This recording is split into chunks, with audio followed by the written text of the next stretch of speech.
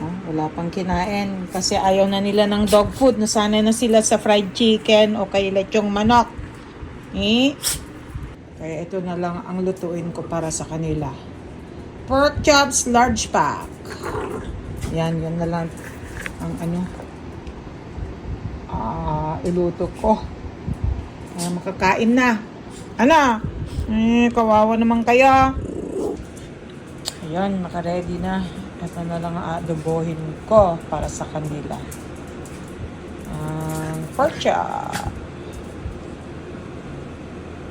Ayan, kompletos ricados na yan. Kawawa mga anak ko, inuuna ko kasi ang Facebook. Nakalimutan ko na silang mapakain. Kaya kailangan pagluto ko na sila kahit hating gabi na.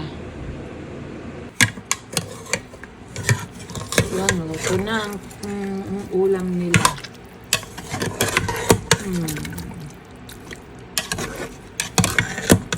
Yan, parang nilaga na rin. Hindi naman pwede kasi na maalat o whatever. Kasi bawal din sa kanila yun. Maalat at saka kung ano-anong mga sangkap. Kailangan plain lang talaga. Hindi gaanong para hindi masama sa kanila. Mainit pa. Palamigin ko muna bago sila makakain. Kainin nyo na. Mainit pa kasi. Ayun, eto naman kahit mainit, okay lang.